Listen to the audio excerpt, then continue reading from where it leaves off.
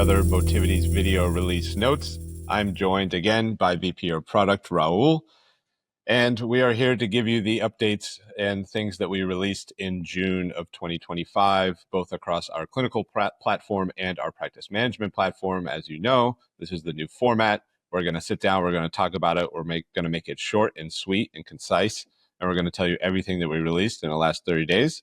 So let's jump right into it. First off, in clinical, Raul, we've had these placeholders in our program builder for quite a while, the $ learner, and I think there's a couple other $ variables. We've now added that into note and reports. Is that right? That's right, Brian. Hey, everyone. Nice to see you again. The $ learner placeholder is great. You've been able to create your templates such that the learner's name would appear in the appropriate places, but we only limited it to certain fields. What we've done is expanded that list out, and we'll have some documentation about what that full list is in our knowledge base in our help center, so you can refer to it. But really, it's about making sure that your templates can have the proper references where they need to, and that you are describing what's going to happen as if the learner is there in the room with you, not as if they're, just some random person. So it's a really powerful way to make your templates a lot more tailored to the learner themselves. Yeah, that's a huge time savings right there. Second on the list is we've released a new featured program library. Yeah, like we said last month, we're putting a lot of effort into our program libraries, and people who have dug in there have found a treasure trove of content that they're able to use to start their learners' curriculums, right? The social skills program library is really focused on teaching appropriate social interactions, looking at functional communication, conversational engagement, learning social cues, and really it's about making sure that the kiddo can participate in various social activities and social interactions and know what to do in those scenarios. So it's a great place to start if you're trying to get the kid into social scenarios. Yeah. And then we're going to jump back into note and report templates a little bit. We fixed a little bit of the calculations that go into how we pull data, targets in particular, into a report. You want to go through that? Yeah, it's more about making it more forgiving. So we know that sessions are fluid, right? They start when they need to, they end when they need to, and you need to document very specific timeframes, but they don't always match up with exactly when things happen. So what we've done is that we've made the algorithm a little more forgiving and allowed it to include targets that are exercised within a session that overlap with the notes time frame. So regardless of when something happened in the session, you can still include it in the note when you're composing your note. So it's just a better way to bring content in without having to be so precise and to the second when you're creating your note. Yep.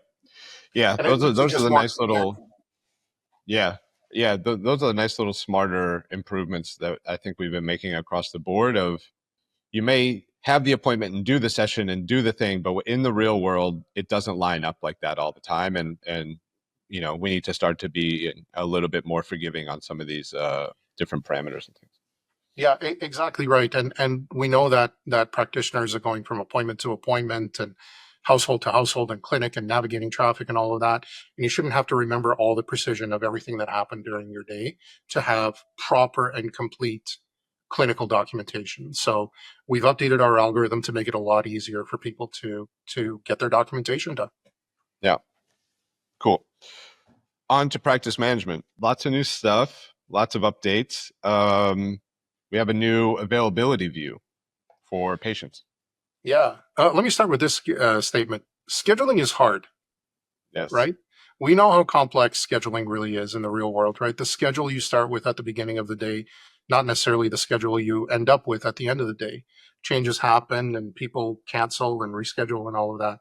So you really need to be able to schedule people quickly. So what we've done is we've added a patient availability view.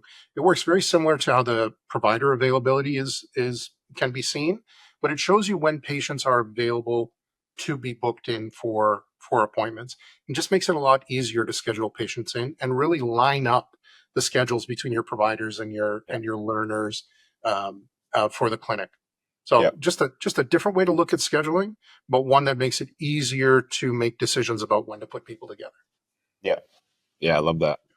Now this next one kind of holds true to my heart because in a previous life, there were at a company I worked for, there was a long list of places of service, and you could never reduce that list down. It was a structured list, and you can never reduce it down based off of maybe you never do sessions in a prison, so you're not going to ever need that, right? So you want to. This next one is being able to customize a structured drop-down field within our system to just what your organization needs and uses. That's exactly right, and it's specifically the appointment types, and you can hide appointment types that your clinic doesn't do. But to your point, Brian, we really learn from the mistakes of others and past mistakes that we have made to allow people to just minimize the chance for error and minimize the clutter and minimize the cognitive load. It's something we like to talk about in the design world.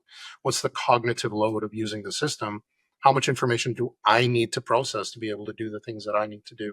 And when I see a long list of appointment types, most of which are irrelevant, that increases my cognitive load. So we made it so that you can just remove the ones that don't make sense for your clinic, easier for everyone to use, but also reduces the mistakes that can be made. Yeah, drastically reduces the mistakes. So Indeed. no, I love that one. Next, we did some improvements on insurance coverage management, made them a little smarter, a little tighter.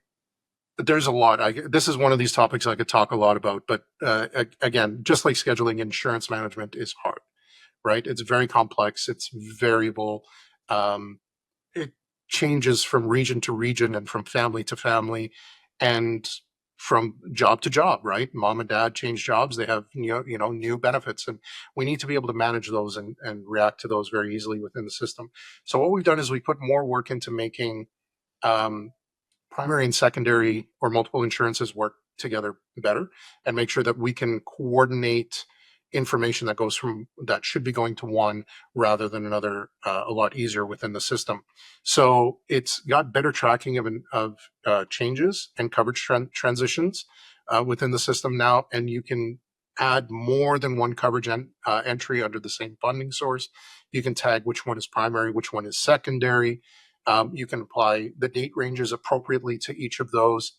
And then on top of that, we're looking at, we've made it easier to manage overlapping insurance periods as well, so that you don't have to do temporary fixes to the claims, right?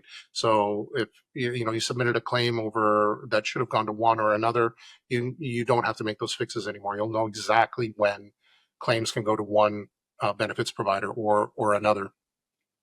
And this is just really directly tied to making sure that you've got the correct coverages under each payer, under each date range, so that your claims are going to go through quickly, easily, and without error.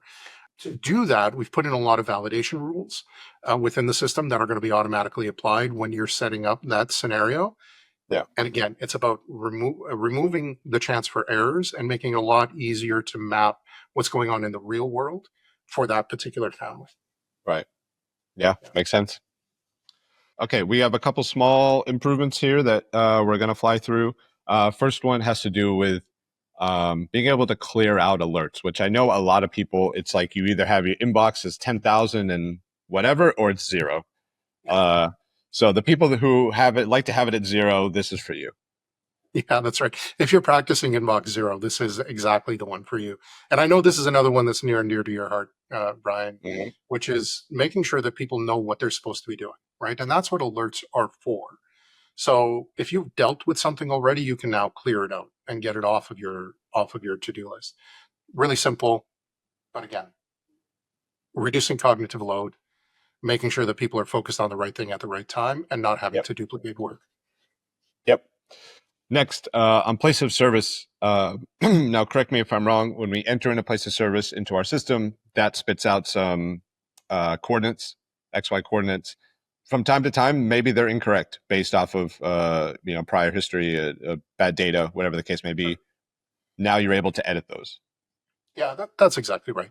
And we know that you got to get to the appointment on time, right? And you can't be taken down a cornfield, which has happened to me while I was driving in certain states.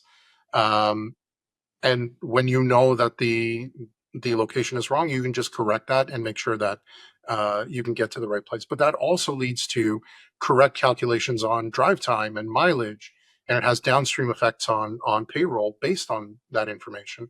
So it Yeah. really, again, eliminates a lot of errors while getting the person to the appointment on time. Bingo.